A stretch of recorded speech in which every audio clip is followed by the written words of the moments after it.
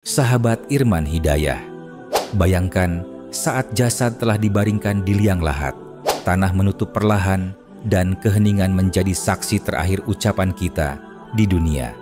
Tidak ada lagi gelak tawa, tidak ada lagi alasan, cuma bercanda. Semua kata yang pernah terucap, baik yang ringan maupun yang kasar, akan berbicara di hadapan malaikat. Setiap kalimat yang dulu sepele di lisan, kini menjadi saksi yang menuntut. Betapa sering kita mengira dosa hanya berasal dari tangan dan perbuatan. Padahal, yang paling banyak menjerumuskan manusia ke dalam neraka adalah lidahnya sendiri. Hari ini, mari kita renungi 13 ucapan sepele yang tampak ringan di dunia, tapi berubah menjadi hukuman berat di alam kubur. Semoga dengan mengenalinya, kita mampu menjaga lidah sebelum ia menjadi sebab azab. Sebelum kita lanjutkan, tolong tekan like dan subscribe untuk terus mendukung dakwah ini. Dan tulislah amin di kolom komentar. Semoga Allah melindungi kita dari api neraka. Bismillah, mari kita simak. Assalamualaikum warahmatullahi wabarakatuh.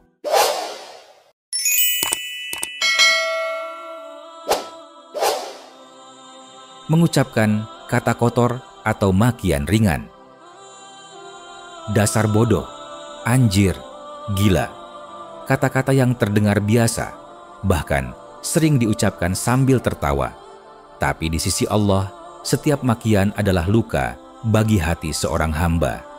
Rasulullah bersabda, seorang mukmin bukanlah orang yang suka mencela, bukan yang suka melaknat, bukan yang berkata keji, dan bukan yang berkata kotor. Hadis riwayat Tirmidzi. Imam Al-Ghazali menasihati, lisan adalah cermin hati. Jika hati kotor, maka yang keluar pun keji. Di alam kubur, lidah yang terbiasa melukai akan menjadi saksi. Setiap kata kotor yang pernah keluar darinya akan kembali menghantam seperti bara yang membakar dari dalam. Maka berhati-hatilah. Satu makian ringan di dunia bisa menjadi hukuman berat di barzakh. Mengucapkan dusta kecil untuk bercanda. Aku cuma bercanda kok. Kalimat yang sering jadi alasan setelah berbohong. Tapi di sisi Allah, kebohongan tetaplah kebohongan, walau dibungkus tawa. Rasulullah bersabda, celakalah bagi orang yang berbicara, lalu berdusta hanya untuk membuat orang tertawa. Celakalah baginya, celakalah baginya. Hadis riwayat Abu Dawud. Imam Nawawi menjelaskan, bercanda boleh, namun tidak dengan dusta, karena kebohongan adalah noda bagi iman. Di alam kubur, setiap tawa palsu akan berubah menjadi jeritan. Lidah yang pernah berdusta akan terasa berat, terbakar oleh kebenaran yang dulu diremehkan. Maka, jagalah kejujuran, sebab canda yang ringan di dunia bisa menjadi bara yang menyala di akhirat. Mengadu domba lewat ucapan ringan. Dia tadi ngomongin kamu loh. Kalimat sederhana, tapi bisa memecah hati dan merusak ukhuwah. Rasulullah bersabda, tidak akan masuk surga orang yang suka mengadu domba, namimah. Hadis riwayat Muslim. Imam Al-Ghazali menjelaskan bahwa namimah adalah racun sosial yang mematikan cinta di antara saudara seiman. Orang yang menebar kabar, walau hanya untuk menyampaikan, sejatinya sedang menyalakan api di antara dua hati. Di alam kubur, dosa ini tak berhenti di lidah. Tubuhnya akan disiksa karena kata-kata yang dulu ia sebarkan. Maka, berhentilah jadi penyampai api dan jadilah pembawa damai. Sebab, di sisi Allah, satu kata pemecah lebih berat dari 1000 kata dusta. Gibah tanpa sadar. Aku cuma cerita fakta kok. Begitulah alasan yang sering terdengar. Padahal tetap saja itu gibah, membicarakan aib saudara di belakangnya. Allah berfirman, dan janganlah sebagian kamu menggunjing sebagian yang lain. Sukakah salah seorang di antara kamu memakan daging saudaranya yang telah mati? Surat Al-Hujurat ayat 12.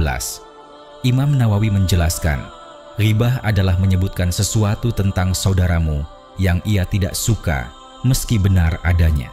Lidah yang terbiasa menggigit kehormatan orang lain akan diganti dengan daging busuk di alam kubur, sebagaimana tafsir ulama tentang ayat ini. Maka tahanlah lisanmu dari menguliti saudaramu, karena setiap kalimat yang keluar tanpa adab akan kembali menggigit di akhirat. Menghina orang dengan panggilan buruk. Si gemuk itu, si miskin, dasar kampungan. Ucapan yang terdengar ringan di telinga manusia, tapi amat berat di sisi Allah. Firman-Nya, dan janganlah kamu saling memanggil dengan gelar-gelar yang buruk. Surat Al-Hujurat ayat 11. Imam Al-Ghazali menjelaskan, lisan yang digunakan untuk merendahkan kehormatan orang lain adalah bentuk kesombongan batin yang tersembunyi. Di hari kiamat, orang yang suka menghina akan datang dengan wajah hina. Sementara nama-nama ejekan yang ia lontarkan di dunia akan menjadi tanda di dahinya. Maka jagalah tutur kata, karena kemuliaan seseorang bukan diukur dari harta atau rupa, tapi dari takwa dan akhlaknya di sisi Allah. Sumpah palsu dalam hal kecil. Demi Allah, aku nggak ambil. Padahal ia tahu hatinya berdusta. Ucapan itu tampak sepele, tapi di sisi Allah ia bernilai dosa besar. Rasulullah bersabda, sumpah palsu yang diucapkan untuk mengambil hak seorang muslim akan menjerumuskannya ke neraka. Hadis riwayat Bukhari Muslim. Imam Ibnu Hajar Al-Asqalani menafsirkan bahwa sumpah palsu adalah bentuk penghinaan terhadap nama Allah karena digunakan untuk menutupi kebohongan. Di alam kubur, tanah akan menyempit hingga tulang rusuknya saling bertaut sebagai balasan bagi lisan yang menjual kebenaran demi dunia. Maka berhati-hatilah bersumpah atas nama Allah, karena namanya suci, tidak layak dipakai sebagai tameng dosa. Mengeluh dan mencela takdir dengan lisan.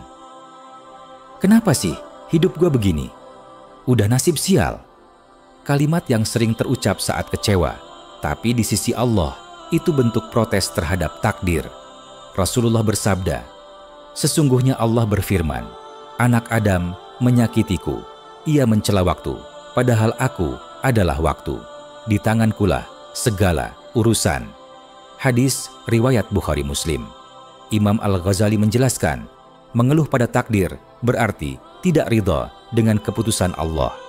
Di alam kubur, orang seperti ini akan mendapati kesempitan dan penyesalan tanpa akhir. Sebab lidah yang dahulu menyebar hoaks dan fitnah lewat lisan atau tulisan. Katanya sih begitu, kalimat ringan yang bisa menyalakan api fitnah besar. Allah memperingatkan, wahai orang-orang yang beriman, jika datang kepadamu orang fasik membawa berita, maka periksalah kebenarannya. Surat Al-Hujurat ayat 6. Imam Ibnu Katsir menafsirkan ayat ini, fitnah yang lahir dari lisan lebih tajam daripada pedang, sebab ia bisa melukai kehormatan tanpa darah. Rasulullah juga bersabda bahwa orang yang menebar dusta akan menanggung dosanya dan dosa orang yang mempercayainya.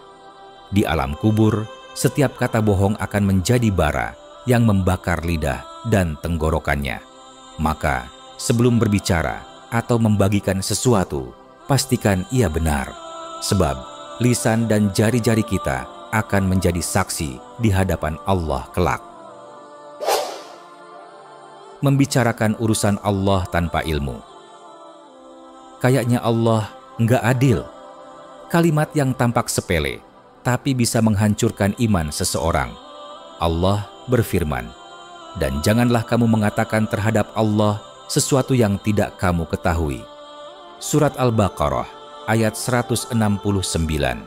Imam Al-Ghazali menegaskan bahwa berbicara tentang Allah tanpa ilmu adalah akar dari kesesatan, karena manusia menempatkan akalnya di atas wahyu. Ibnu Hajar juga menulis bahwa Setiap kata yang menuduh Allah dengan keburukan akan menjadi saksi azab di akhirat. Di alam kubur, ucapan seperti ini berubah menjadi racun bagi ruh, menyiksa hati yang dahulu berani menentang keadilan Rabb-Nya. Maka, berhati-hatilah, jangan gunakan lisan untuk menilai Allah, karena Dialah Hakim yang Maha mengetahui segala rahasia hati dan takdir makhluknya. Menyombongkan diri lewat ucapan. Kalau bukan karena aku, nggak bakal jadi tuh. Ucapan kecil yang tampak biasa, tapi di sisi Allah bisa menjadi dosa besar. Allah berfirman, sesungguhnya Allah tidak menyukai orang yang sombong lagi membanggakan diri. Surat An-Nisa ayat 36. Imam Nawawi menjelaskan, kesombongan lisan adalah tanda hati yang lupa bahwa semua keberhasilan berasal dari Allah. Bahkan Rasulullah bersabda, tidak akan masuk surga orang yang di hatinya terdapat kesombongan sebesar biji sawi. Hadis riwayat. Di alam kubur, orang yang sombong akan merasakan tekanan bumi yang menghancurkan dada karena lisannya dahulu meninggikan diri di atas kebenaran.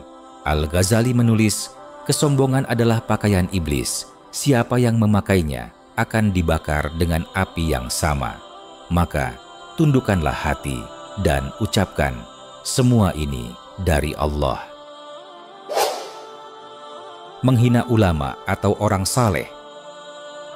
Ustadz itu sok suci, orang ngaji juga banyak munafik.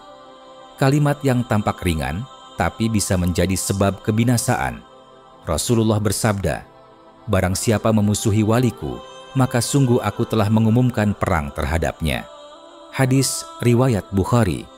Imam Ibnu Hajar menjelaskan bahwa wali dalam hadits ini mencakup para ulama, ahli ibadah, dan hamba yang dekat dengan Allah.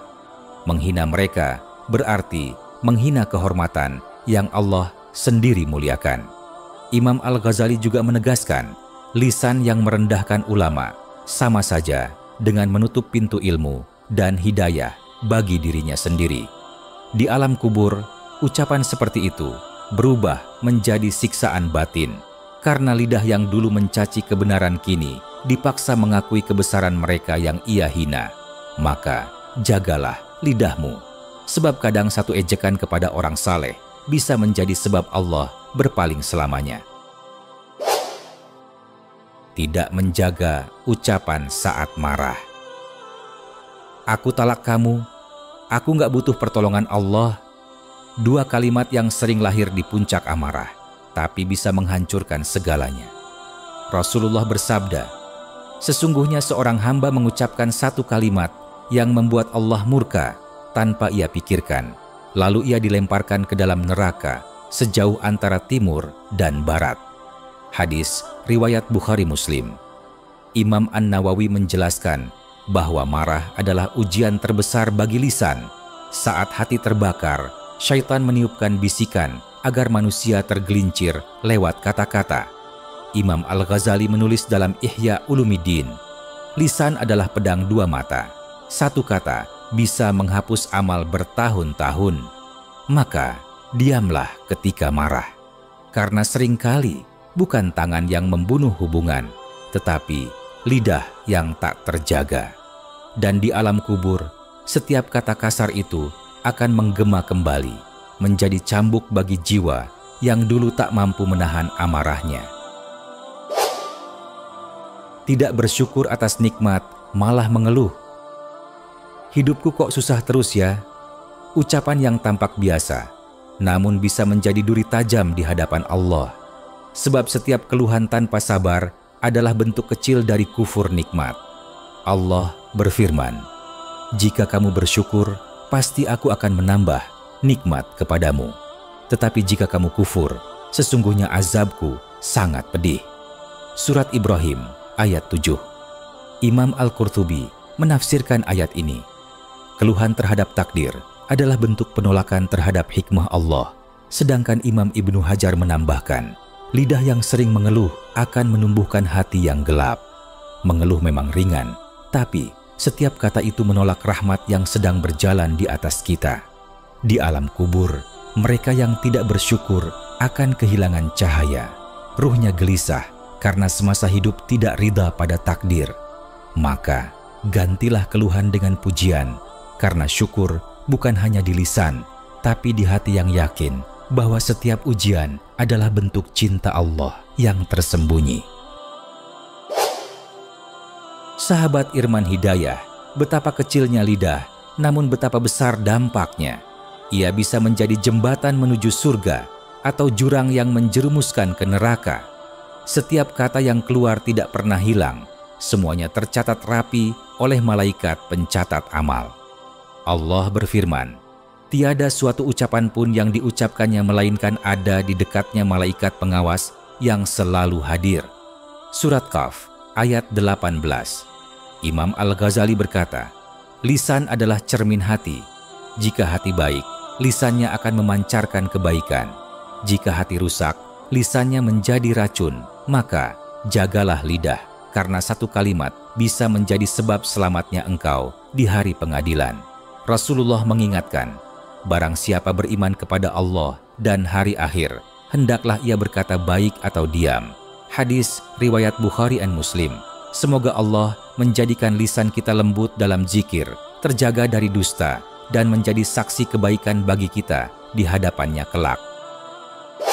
Sahabat Irman Hidayah, sekarang bantu kami dengan cara subscribe dan aktifkan loncengnya, dan simak juga konten penuh makna lainnya dari channel Irman Hidayah.